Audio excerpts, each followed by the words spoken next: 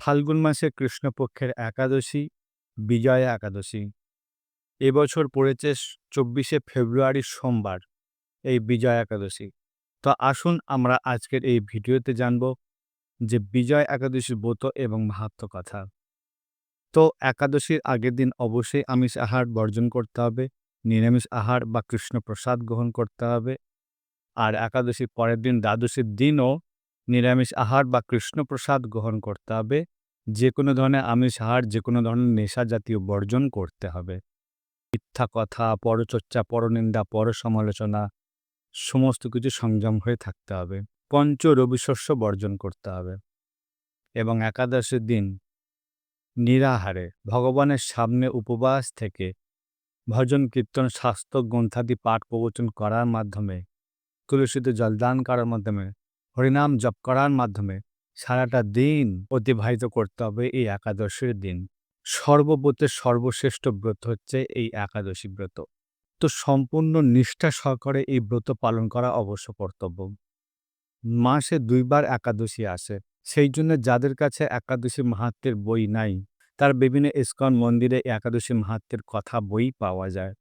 সেখান থেকে সংগ্রহ করে একাদশীর দিন কি একাদশী, এই একাদশীর মাহাত্ম্যই বা কী, এই একাদশী করলে কী বা ফল লাভ হবে, সমস্ত কিছু আপনারা জানতে পারবেন। তো সেই জন্য যাদের কাছে একাদশী বই নেই, তারা অবশ্যই সংগ্রহ করুন আর সঠিকভাবে নিষ্ঠা সহকারে একাদশী ব্রত পালন করুন। আসুন আমরা আজকের জানব বিজয়া একাদশী ব্রত মাহাত্ম্য। কবে পড়েছে সেটা আমরা জানলাম। পারণ টাইম ভিডিওর শেষে আমরা বলে দেব। তো এখন আমরা জেনে নেব বিজয়া একাদশীর ব্রত এবং মাহাত্ম্য কথা সম্বন্ধে। স্কন্দ পুরাণে এই একাদশী মাহাত্ম্য এইভাবে বর্ণিত রয়েছে। মহারাজ যুধিষ্ঠির শ্রীকৃষ্ণকে বললেন, হে বাসুদেব, ফাল্গুন মাসে কৃষ্ণপক্ষের একাদশীর মাহাত্ম্য অনুগ্রহ করে আমাকে বলুন। শ্রীকৃষ্ণ বললেন, হে যুধিষ্ঠির, এই একাদশী বিজয়া নামে পরিচিত। এই একাদশী সম্পর্কে একসময় দেবর্ষি নারদ স্বয়ম্ভ ব্রহ্মাকে জিজ্ঞাসা করেছিলেন। তিনি এই প্রসঙ্গে যা বলেছিলেন তা আমি এখন তোমাকে বলছি। এই পবিত্র পাপ বিনাশকারী ব্রত মানুষকে জয়দান করে বলে বিজয়া নামে প্রসিদ্ধ। পুরাকালে শ্রীরামচন্দ্র ১৪ বছরের জন্য বনে গিয়েছিলেন। সীতা ও লক্ষ্মণের সঙ্গে তিনি পঞ্চবটী বনে বাস করতেন। সেই সময় লঙ্কাপতি রাবণ দেবী সীতাকে হরণ করে। সীতার অনুসন্ধানে রামচন্দ্র চতুর্দিক ভ্রমণ করতে থাকেন। তখন মৃতপ্রায় জটায়ুর সাথে তা সাক্ষাৎ হয়। জটায়ু রাবণের সীতাহরণের সমস্ত বৃত্তান্ত রামচন্দ্রকে জানিয়ে মৃত্যুবরণ করে। এরপর সীতা উদ্ধারের জন্য বানররাজ সুগ্রীবের সাথে তিনি বন্ধুত্ব স্থাপন করেন। ভগবান রামচন্দ্রের কৃপায় হনুমান লঙ্কায় গমন করেন। সেখানে অশোক বনে সীতা দেবীকে দর্শন করে শ্রীরাম প্রদত্ত অঙ্গুরীয় আংটি তাকে অর্পণ করেন। ফিরে এসে শ্রীরামচন্দ্রের কাছে লঙ্কার সমস্ত ঘটনার কথা ব্যক্ত করেন। হনুমানের কথা শুনে শ্রীরামচন্দ্র সুগ্রীবের পরামর্শে সমুদ্র তীরে যান। সেই দুস্তর সমুদ্র দেখে তিনি লক্ষ্মণকে বললেন, হে লক্ষ্মণ, কিভাবেই অগাধ সমুদ্র পার হওয়া যায় তার কোনো উপায় খুঁজে পাচ্ছি না। উত্তরে লক্ষ্মণ বললেন, হে পুরুষোত্তম, সর্বজ্ঞাতা আদিদেব আপনি, আপনাকে আমি কি উপদেশ দেব? তবে বকদালভ্য নামে এক মুনি এই দ্বীপে বাস করেন। এখান থেকে ৪ মাইল দূরে তার আশ্রম। হে রাঘব, আপনি সেই প্রাচীন ঋষি শ্রেষ্ঠকে এর উপায় জিজ্ঞাসা করুন। লক্ষ্মণের মনোরম কথা শুনে তারা সেই মহামুনির আশ্রমে উপনীত হলেন। ভগবান রামচন্দ্র ভক্তরাজ সেই মুনিকে প্রণাম করলেন। মুনিবর রামচন্দ্রকে পুরাণ পুরুষ বলে জানতে পারলেন। আনন্দ ভরে জিজ্ঞাসা করলেন, হে রামচন্দ্র, কি কারণে আপনি আমার কাছে এসেছেন তা কৃপা করে বলুন। শ্রীরামচন্দ্র বললেন, হে মুনিবর, আপনার কৃপায় সৈন্যসহ আমি এই সমুদ্র তীরে উপস্থিত হয়েছি। রাক্ষস রাজের লঙ্কা বিজয় করাই আমাদের প্রধান উদ্দেশ্য। যাতে এই ভয়ঙ্কর সমুদ্র উত্তীর্ণ হতে পারি তার উপায় জানবার জন্য আমরা আপনার কৃপা প্রার্থনা করি। মুনিবর প্রসন্ন চিত্তে পদ্মলোচন ভগবান শ্রীরামচন্দ্রকে বললেন, হে রাম, আপনার অভীষ্ট সিদ্ধির জন্য যে শ্রেষ্ঠ ব্রত করণীয় আমি তা বলছি।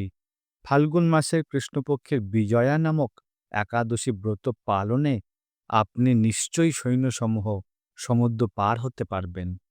এই ব্রতের বিধি শ্রবণ করুন। বিজয় লাভের জন্য দশমীর দিন সোনা, রূপা, তামা অথবা মাটির কলস সংগ্রহ করে তাতে জল ও আম পাতা দিয়ে সুগন্ধি চন্দনে সাজিয়ে তার উপর সোনার নারায়ণ মূর্তি স্থাপন করবেন।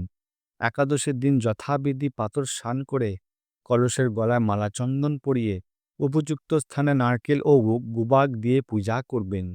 এরপর গন্ধ, পুষ্প, তুলসী, ধূপ, দীপ, নৈবেদ্য ইত্যাদি দিয়ে পরম ভক্তি সহকারে নারায়ণের পূজা করে হরিকথা কীর্তনে সমস্ত দিন যাপন করবেন। রাত্রি জাগরণ করে অখণ্ড ঘি প্রজ্বলিত রাখবেন। দ্বাদশীর দিন সূর্যোদয়ের পর সেই কলস বিসর্জনের জন্য কোনো নদী, সরোবর বা জলাশয়ের কাছে গিয়ে বিধি অনুসারে পূজা নিবেদনের পরে তা বিসর্জন দেবেন। তার ওই মূর্তি বেদজ্ঞ ব্রাহ্মণকে দান করবেন। এই ব্রত প্রভাবে নিশ্চয়ই আপনার বিজয় লাভ হবে। ব্রহ্মা বললেন, হে নারদ, ঋষির কথা মতো ব্রত অনুষ্ঠানের ফলে তিনি বিজয়ী হয়েছিলেন। সীতাপ্রাপ্তি, লঙ্কা জয়, রাবণ বধের মাধ্যমে শ্রীরামচন্দ্র অতুল কীর্তি লাভ করেছিলেন। তাই যথাবিধি যে মানুষ এই ব্রত পালন করবেন তাদের এই জগতে জয়লাভ এবং পরজগতে অক্ষয় সুখ সুনিশ্চিত থাকবে। হে যুধিষ্ঠির, এই কারণে এই বিজয় একাদশী ব্রত পালন অবশ্য কর্তব্য। এই ব্রতকথা শ্রবণ কীর্তন মাত্রেই বাজপেয় যজ্ঞের ফল লাভ হয়। ভগবান রামচন্দ্র তার পত্নীকে হরণের জন্য রাবণের সাথে মহাযুদ্ধে লঙ্কা বিজয় করে সীতা দেবীকে উদ্ধার করেছিলেন এই বিজয় একাদশী ব্রত পালন করার মাধ্যমে। বিজয় একাদশী ব্রত পালন করার মাধ্যমে ভগবান রামচন্দ্র পূর্ণ শক্তি অর্জন করেছিলেন। সীতা মাতাকে উদ্ধার করতে পেরেছিলেন। অসুর নামক রাবণকে বধ করতে পেরেছিলেন। ধর্মের জয় আর অধর্মের পরাজয়। তো আজকের আমরা জানলাম বিজয় একাদশী ব্রতর মাহাত্ম্য কথা। শ্রবণ মাত্রই বাজপেয় যজ্ঞের ফল লাভ হয় এবং বিজয় একাদশী ভগবান রামচন্দ্র স্বয়ং তিনি নিজে এই একাদশী ব্রত করেছিলেন। তারপরেই না কিন্তু বিজয় লাভ করেছিলেন, তাই না? তাই আসুন আমরা সংসারে যদি বিজয় লাভ করতে চাই তাহলে অবশ্যই আমাদের এই একাদশী পালন করা অবশ্য কর্তব্য। অবশ্যই একাদশী পালন করার মাধ্যমে বিজয় লাভ হবেই হবে। যে কোনো ইচ্ছা পূর্তি হবেই হবে। কেমন লাগলো এই একাদশী মাহাত্ম্য কথা? যদি ভালো লাগে বেশি বেশি করে এই একাদশী মাহাত্ম্য কথা শেয়ার করুন নিজেদের মধ্যে, যাতে তারাও এই একাদশী মাহাত্ম্য শুনে এই একাদশী ব্রত যেন পালন করতে পারে সঠিকভাবে, নিষ্ঠাভাবে। ভালো থাকবেন, সুস্থ থাকবেন। হরে কৃষ্ণা।